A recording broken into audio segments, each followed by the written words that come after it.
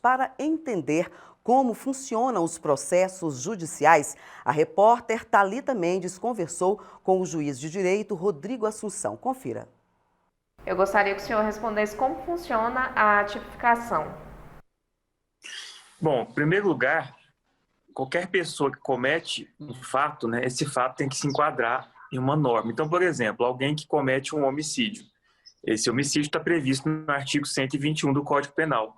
Então, aí nós temos o enquadramento de um comportamento humano, de uma conduta, a uma norma prevista no ordenamento. E isso é importante por quê? Para evitar que, por exemplo, um pensamento possa ser tipificado como crime. Então, é uma garantia, né, para que as pessoas que convivem em comunidade possam responder por uma infração penal, que exista, né, que o legislador coloque lá, que defina como um crime, e isso antes dele praticar aquela conduta. Então, vamos imaginar que alguém hoje, né, pratique uma determinada conduta que não esteja prevista no Código Penal. Nessa situação, essa pessoa não pode ser penalizada, ainda que ela tendo praticado aquela conduta posteriormente seja tipificado como crime. Então, a tipificação é exatamente isso, é o enquadramento de um fato, de um comportamento humano a uma norma penal. Essa norma penal, ela é feita pelo legislador, né? Então, o legislador é que tem essa obrigação, é que tem essa função de produzir normas jurídicas, né? Então, tanto como normas penais, normas cíveis, enfim, de legislar. Certo.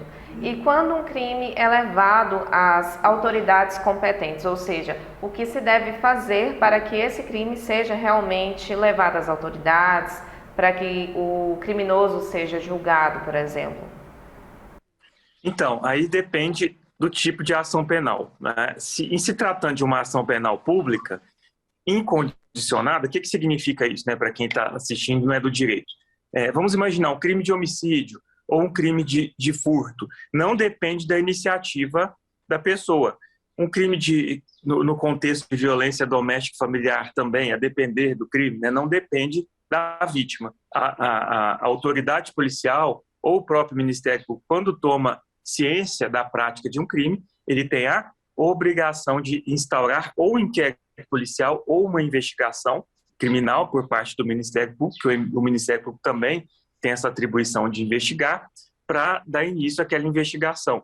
Agora, existem crimes, por exemplo, uma calúnia, injúria, difamação, um exemplo, né?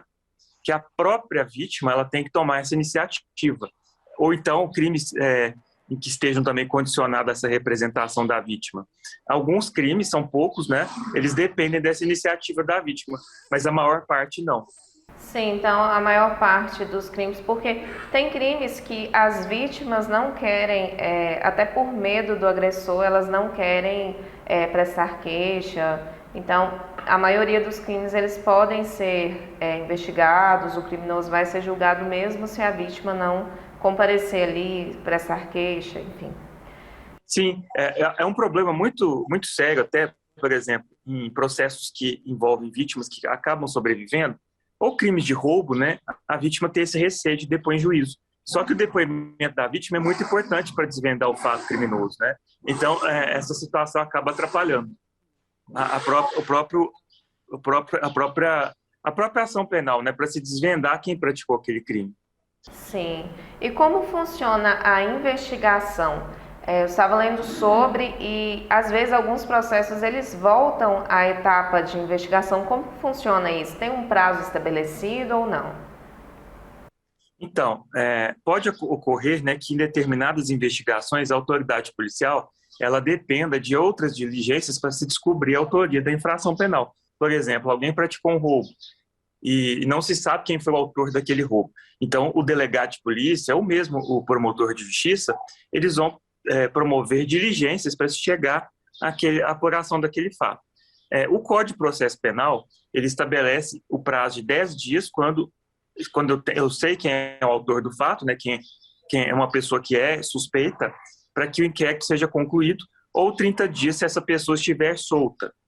Na lei de drogas, o prazo é de 30 dias e ele pode ser prorrogado, duplicado, né, para a pessoa que estiver presa e 90 dias para a pessoa que estiver solta.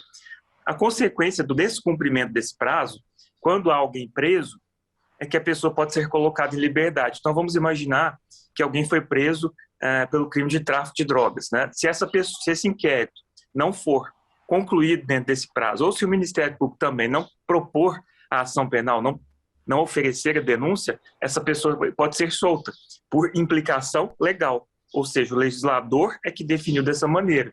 Então, há esse prazo para conclusão, né, principalmente nessa hipótese de pessoas presas. Quando a pessoa está solta, não tem maiores consequências. A investigação, em todos os casos, a investigação prossegue, né? Mas aí a pessoa está solta, não há consequência jurídica para isso.